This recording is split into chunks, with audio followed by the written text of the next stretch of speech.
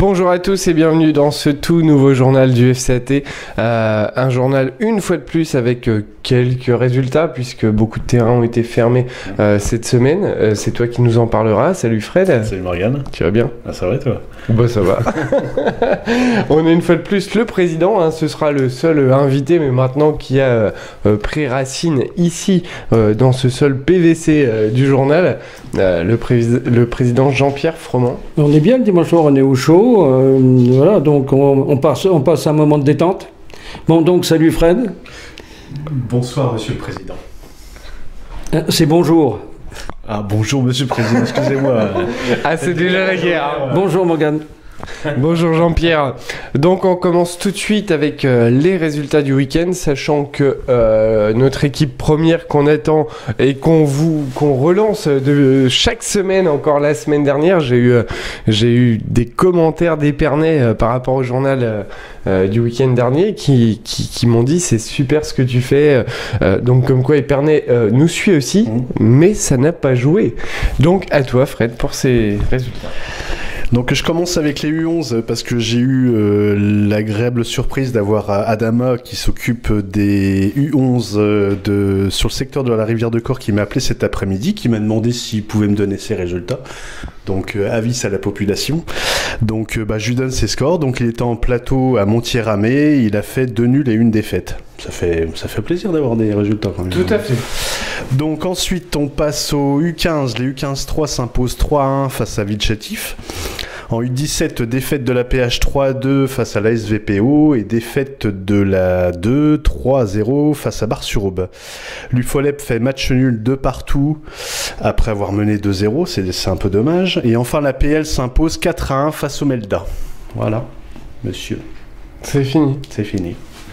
Ah oui, donc effectivement, c'était du bout. C'était limité forcément avec la semaine et puis le week-end qu'on a eu, très pluvieux, très peu de terrain était ouvert, quoi. Hein.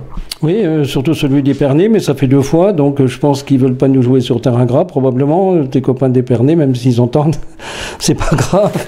C'est pas mes copains, attention. Hein. Oui, c'est ton cousin. Non, c'est pas tes copains. Oui, donc bon, voilà, ça nous a permis d'aller voir pour la seconde fois l'équipe 2, et puis on a vu un beau match encore, et surtout une super première mi-temps. Bon, une fois de plus, non, c'est pas mes copains, oui, c'est ma famille.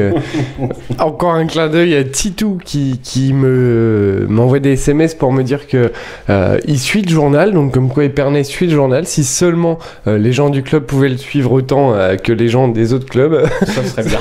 Ce serait bien. Voilà.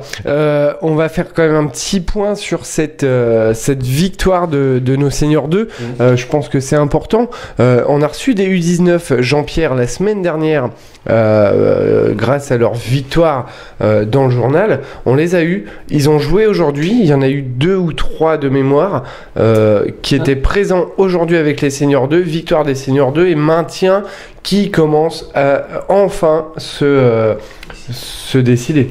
Oui, les seniors 2 aujourd'hui avaient une très belle équipe parce qu'il y avait encore Toufik et Ali qui étaient donc qui faisaient partie de l'équipe senior 2 et donc je crois que sur les garçons de dimanche soir devait y en avoir sur les 4 devait y en avoir 3 je crois, mais il y en avait 2 autres et je pense qu'ils étaient 2 a priori 2 et donc mais je pense qu'il devait y avoir 5 U19 et puis je les ai vus faire un beau match.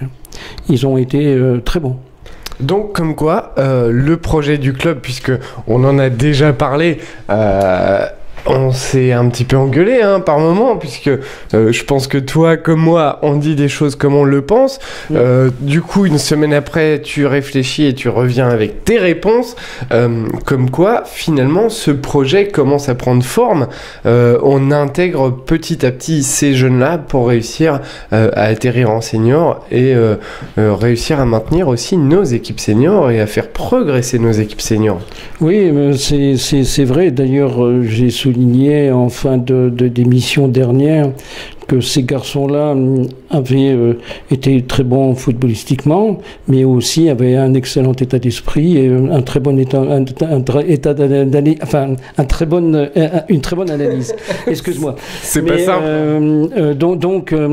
Alors, en ce qui concerne le club, on a fait quand même le compte des licenciés. On a quand même 669 licenciés, c'est-à-dire plus que l'an dernier, en ayant perdu une équipe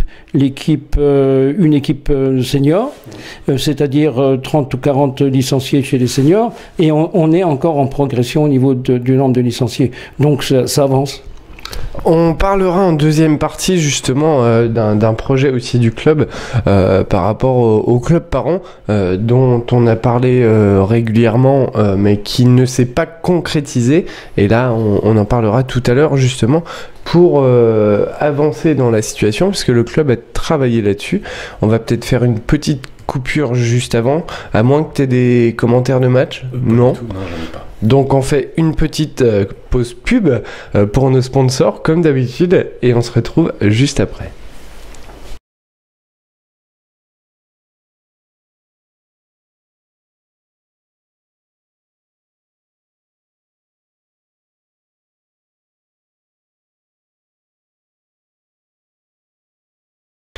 Voilà pour cette petite coupure. On va maintenant parler sur cette deuxième partie. Ça te fait rire, Fred? Oui, ça me fait rire, oui. Qu'est-ce qui t'a fait? Non, mais rien, vas-y, continue. On va maintenant parler d'un projet du club, justement, et avec toi, Jean-Pierre, puisqu'il y a un gros travail qui est fait là-dessus, au sujet des parents qui apportent leurs enfants bien souvent au club, mais qui pourraient aussi nous apporter leur aide. Je me trompe pas?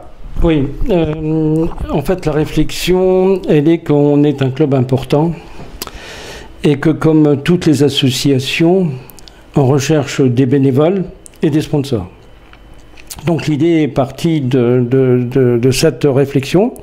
Il y a d'ailleurs eu récemment des réunions décentralisées organisées par le district sur le manque de bénévoles.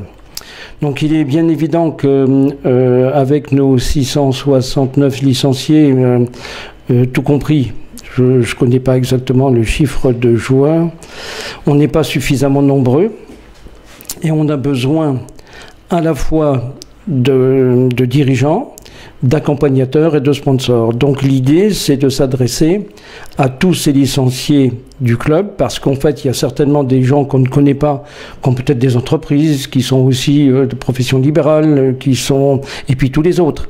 Les autres qui peuvent être dans une entreprise et avoir un rôle suffisamment influent pour demander à l'entreprise si elles ne peuvent pas donner un coup de main associatif en fonction des avantages fiscaux qui sont donnés.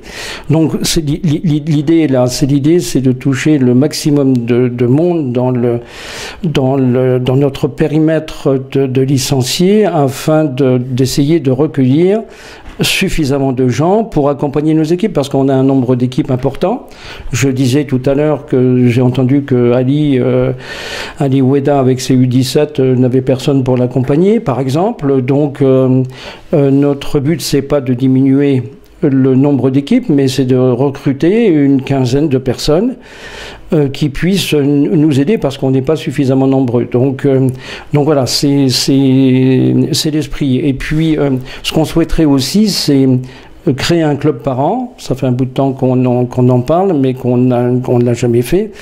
Pourquoi un club par an? Ça nous permettrait, en début de saison, de les réunir, de leur, comment dirais-je, parler de la politique sportive, du coût des licences, de ce qui va avec les licences, d'avoir leur agrément, et puis de les réunir une deuxième fois à la trêve pour savoir comment s'était passée la première partie de saison et pour remettre tout en place pour la deuxième partie de saison. Donc c'est une action importante pour le club, parce que il nous manque une quinzaine de dirigeants, il nous manque une quinzaine d'accompagnateurs, et voilà, donc on va essayer de les trouver dans l'environnement du club. C'est un sujet qui a déjà été abordé, hein, comme je le disais juste avant, les années précédentes. Ça a l'air beaucoup plus concret, et le club a travaillé énormément justement pour réussir à en arriver là, je pense. Fred, ton point de vue, toi, là-dessus? Bah, c'est vrai que ça fait quand même un certain nombre d'années où ça manque cruellement de bénévoles. Nous aussi, on l'a vécu en tant que, on va dire, responsable d'équipe.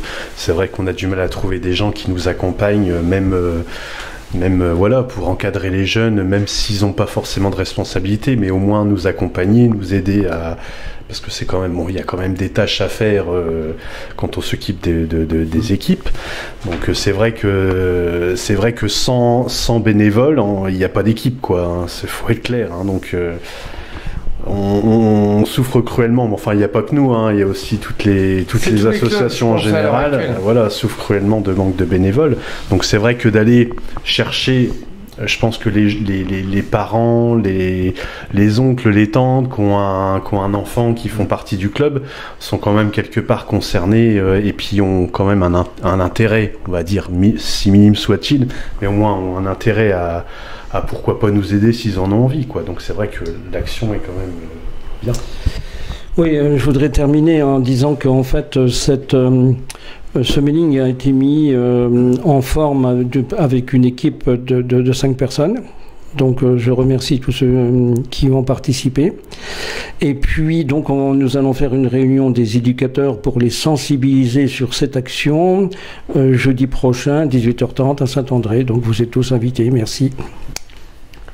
Donc c'est vraiment un sujet important, hein. On peut peut-être montrer le document, c'est peut-être pas le document final, oui, puisque je sais qu'il a été revu, mais voilà, hein, ce document qui va être fourni à tous les licenciés du club, il y a des catégories bien précises peut-être. La cible qui a été arrêtée, c'est jusqu'au 17, donc, mais également les féminines. Voilà, jusqu'au 17 également les féminines. D'accord. Comme quoi, tout le monde est le bienvenu au club. Et puis, on en parlait juste avant l'enregistrement, Fred.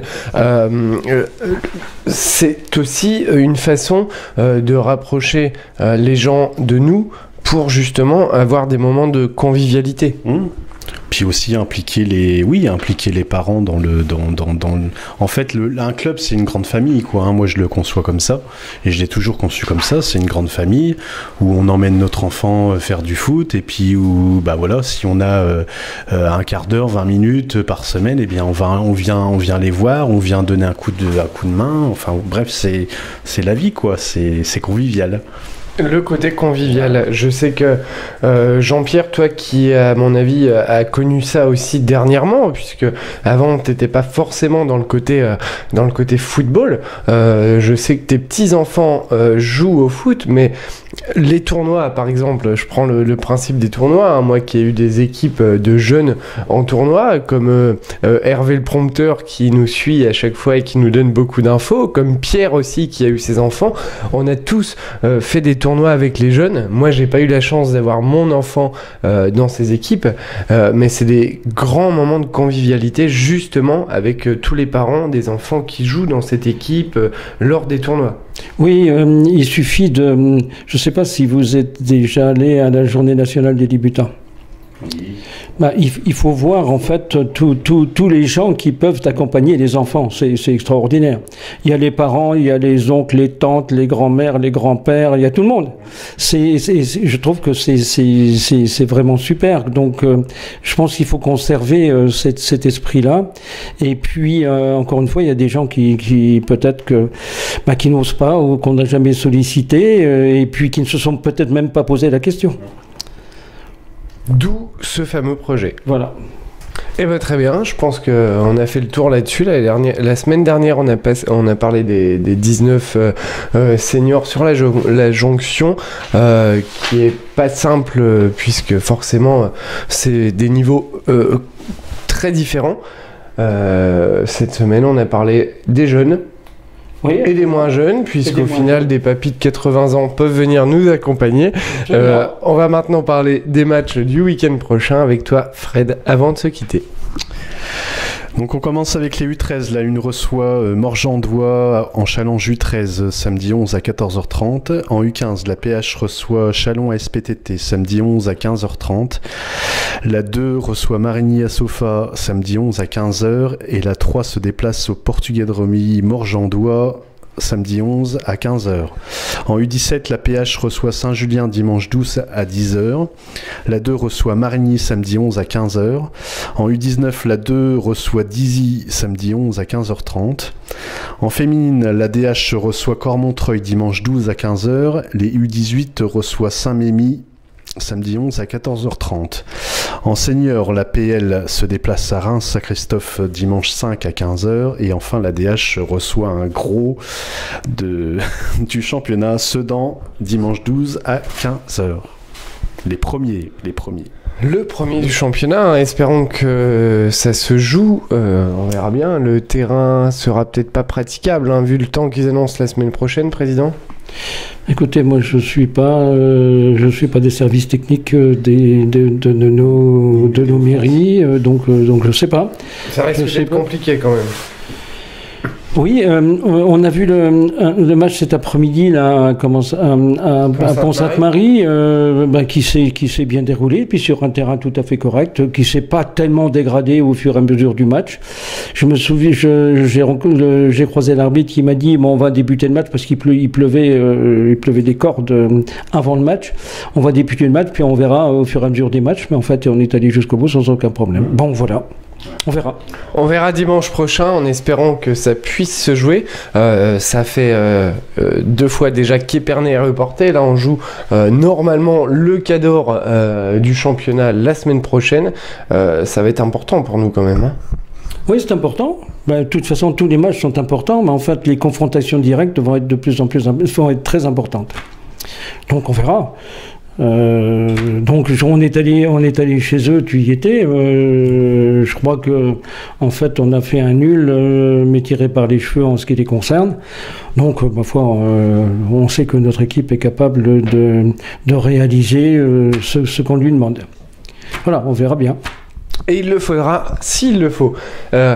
Pour la petite information, on approche des 1000 likes sur notre page Facebook FCAT. Donc Jean-Pierre, t'es pas sur Facebook, mais ça se trouve tu seras... Je regarde sur Facebook. Tu regardes sur Facebook, mais t'as pas ton compte et t'as pas liké encore. Ça se trouve, tu seras le millième. On va lui créer un compte, hein, peut-être dans le studio, pour qu'il soit le millième à liker. On approche effectivement des 1000 likes. Il n'y a pas que nous qui travaillons là-dessus. Il y a quand même des personnes au club qui font justement le travail pour vous apporter toutes les informations tout au long de la semaine sur cette page. On vous remercie énormément puisque c'est vraiment... une publicité pour le club, je pense, Facebook. Oui. Non, mais de toute façon, vous êtes de la génération informatique. Moi, je suis de la génération tam-tam. Donc, c'est pas tout à fait pareil. Donc... Par contre, moi j'ai l'impression d'avoir une voiture tam-tam, mais par contre, je suis une voiture informatique. Donc, c'est pas cohérent. Bon, écoute, on verra bien. On verra bien, oui. Voilà, juste pour vous remercier de nous suivre chaque jour. On voit que vous êtes de plus en plus nombreux à venir sur cette page. Donc merci beaucoup pour tout ça. Il y a un gros travail de fait là-dessus. Voilà, Fred, moi et puis d'autres au club. Voilà, mes Tic et Tac en font partie. Fred, un dernier mot sur cette semaine. C'est toi qui vas donner le mot de la fin cette semaine. Eh ben, passez une bonne semaine à tous et puis rendez-vous la semaine prochaine. Salut. Salut.